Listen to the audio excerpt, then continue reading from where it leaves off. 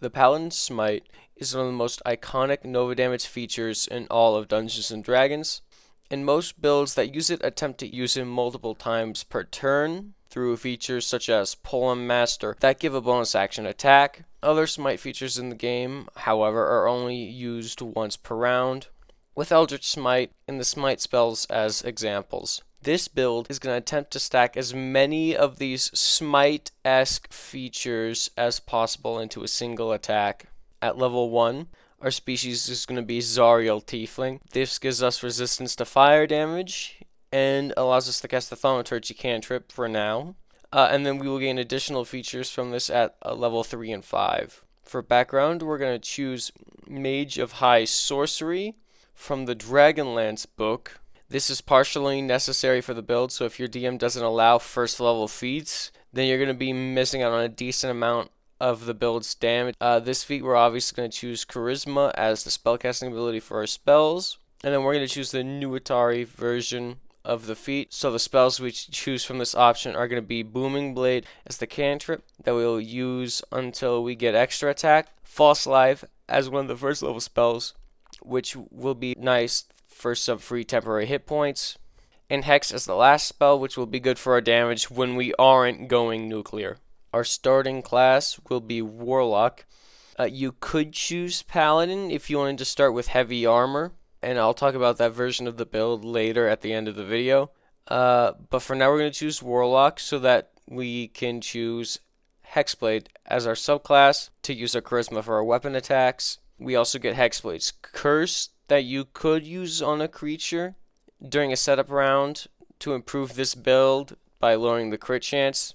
I'm not going to assume it on the damage spreadsheet because it does take that round to set up. But if you were to get like surprise, or if that creature is stunned during the first round, I would highly recommend setting this up then. The spells at this level that we should choose are Blade Ward for defenses, Eldritch Blast as our ranged option, and then Shield, of course, and Wrathful Smite.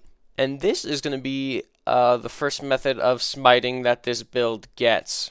Our ability scores, assuming point buy, will be a 14 in Charisma, with a +2 from our racial ability there, a 14 in Constitution with a +1 there, a 13 in Strength for multi-classing purposes, and then a 14 in Dexterity. And then that other 1 point you could put into Intelligence or Wisdom. If you are going to start as Paladin, instead of a 14 in Dexterity, you're going to want a 15 in Strength so that you can wear Plate Mail. Our starting equipment doesn't matter too much. I'm going to choose to start with a longsword for the build, just because it'll do the most damage, though you could use any weapon that Hexblades work with. At our second level in Warlock, we will get Armor of Agathis as our new spell. We also get Invocations this level, but we will not take any now that will matter for the build, because they're going to get replaced eventually. At level 3, we get 2 good things. First is 1 free casting of Searing Smite from being a Zariel Tiefling. The next is Warlock's Pact Boon, and obviously we're going to choose Pact of the Blade for this. We're then going to replace one of our invocations from last level with Improved Pact Weapon, which will allow us to use a Greatsword and give us a +1 to hit and damage. And the spell we get at this level will not matter, so you can just choose from your favorites.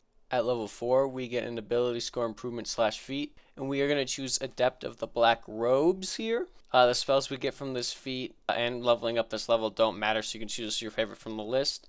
This is how we're going to get our second Smite feature here. Because of Life Channel, this will allow us to spend hit dice when a creature fails a saving throw against one of our spells to do more damage. We are going to use this with the Smite spells. In calculating damage, I'm just going to assume that the creature will fail the saving throw. Level 5 is going to be massive for the build because we'll finally get extra attack from the Thirsting Blade invocation. We will also place our other invocation from second level to get Eldritch Smite, which will be our third smite for the build. From our species, we are also going to get a free casting of Branding Smite as well. Now at 6th level, this is part of the build where you could go into Paladin, but staying Warlock for now is going to allow all of our smite abilities to keep scaling, so that's what I'm going to do for the build. The reason we would want to leave here is because we get a cursed specter, which is not going to really help our damage. Because we don't get any damage at this level, I'm going to do DPR calculations now, assuming a base 65% chance to hit until we get extra attack, when I'm just going to assume that our to hit chance will be 87% because I'm only going to be calculating damage for the one attack where we're going to be putting all of our smites. So, at level 6, we will do 2d6 plus 4 plus 2d6 plus 2d8 plus 48 damage on a hit, assuming the creature also fails their save against the smite spell. Including our to hit chance and crit chance, we are going to be doing about 36.9 damage on average. This right now is about 20 points higher than the Warlock baseline, which is really good for this level. We're now going to continue the build at level 7, where we get another invocation. None of them are necessary for the build this time, though, so you can just pick your favorite. More importantly, though, our pack slots scale, and we can now learn Staggering Smite, which will do more damage than Branding and allow us to use Life Channel with more dice. At level 8, I'm going to choose a feat for defensive purposes, though you should probably improve Charisma here if you want more damage. The feat I'm going to choose is Infernal Constitution. This gives Tieflings 2 damage resistances and is a half feat that improves Constitution. Then, at level 9, we could have left Warlock last level, but I wanted the ability score improvement. So now we are going to take our first level in Paladin, which will now increase our damage because we're going to start using our D10 Paladin hit dice for Life Channel instead of our Warlock D8s. At level 10, we're going to take our second level Paladin. For our fighting style, you should probably choose defense if you're not wearing a shield. More importantly, we get Divine Smite, which is the fourth smiting ability the build is going to get. At level 11, I'm going to choose to go Paladin here. You could multi-class out of Paladin here, but I want to get the subclass, and that is going to be Oath of Conquest for its Guided Strike Channel Divinity that will give us a plus 10 to a to hit roll.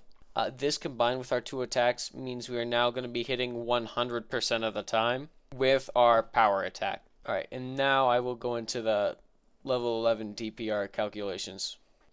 So, at level 11, we will be doing 2d6 plus 4 plus 4d6 plus 1d8 plus 3d10 plus 5d8 plus 2d8 damage on a hit. And assuming a 99% chance to hit, our average damage will be 61.7. At this level, this is over double what the Warlock's baseline is. Getting back to the build now, at level 12, we will take our last level in Paladin unless you really want to switch out Thirsting Blade for another invocation. At this level, we are finally going to improve our Charisma, and we also get another Paladin hit die that we can use for Life Channel. At level 13, we're going to do the classic strategy of multi-classing to increase our Paladin spell slots faster by taking our first level in Bard. Nothing that we get from Bard here is very important for the build, so you can choose your own spells. At level 14, we get another level in Bard.